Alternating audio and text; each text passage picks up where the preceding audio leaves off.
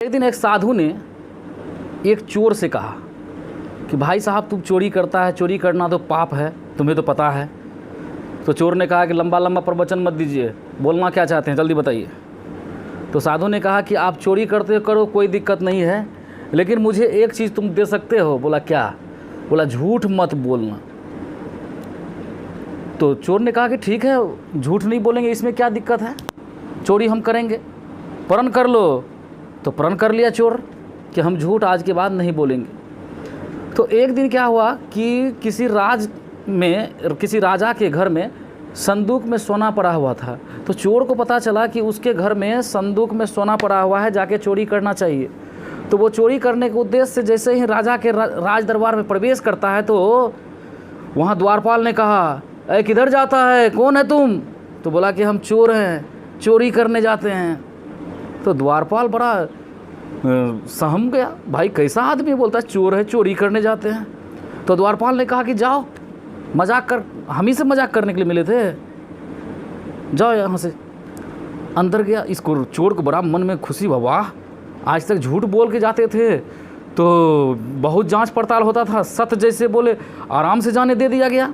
और अंदर गया, जैसे ही गया वहाँ पर बहुत सारे गेटमैन सब थे उस संदूक के पास। तो वो बोला चलो सभी आदमी बगल हो जाओ। तो लोगों ने पूछा तुम कौन है? बोला हम चोर हैं, हम चोरी करेंगे। तो सब बगल हो गए, बोले क्या मजाक करते हो, जो करना है करो, जल्दी निकलो। तो चोर ने क्या किया, आराम से संदूक का ताला खोला और उसमें से सोना निकाला और लेकर के वहाँ से फिर बाहर निकल गया। चोर को बड़ा खुशी हुआ मन ही मन कि आज सही बोलने पर हमको ज़्यादा जद्दोजहद करने की ज़रूरत नहीं पड़ी। ठीक है।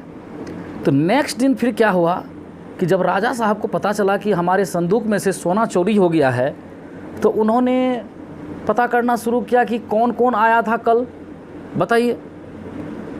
तो उसे पता चला कि एक आदमी आया था और वो अपने आप को चोर कह रहा था। तो राजा को भी बिलीव नहीं हो रहा था कि कोई आदमी चोरी करेगा और खुद को चोर कह करके नवाजेगा क्या, ऐसा हो सकता है क्या?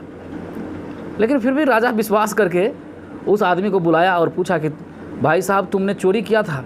चूँकि वह उस दिन से झूठ नहीं बोलता था। तो उसने कहा हाँ हमने चोरी किया था। क्यों चोरी किया था? बोला मेरा पेट का सवाल है भाई साहब, इसीलिए हम चोरी करते हैं। तो राजा ने कहा कि जितना सोना चांदी चोरी किया सब कहाँ दिया? बोला सब बेच दिए हम।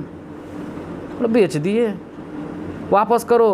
बोला वापस कैसे करेंगे, फलाने बनिया के यहाँ बेच दिए, सोनार के यहाँ बेच दिए हैं। बस राजा साहब जब गए उस सोनार से पूछे तो सच में ये चोर उसके यहाँ अपना सारा सामान बेच दिया था। राजा को बड़ा आश्चर्य हुआ कि ये कैसा चोर है, चोरी तो करता है लेकिन झूठ नहीं बोलता है, बड़ा ही विश्वासी आदमी नज़र आता है। तो राजा ने चोर को कहा कि एक काम कर सकते हो? बोला क्या? बोला मेरे यहाँ एक मंत्री का पद खाली है, सलाहकार का पद खाली है, तुम उस पद पर मनोनीत हो सकते हो? तो बस इतना सुनने के बाद जो है वो चोर उसके पद पर क्या हो गया, मनोनीत हो गया।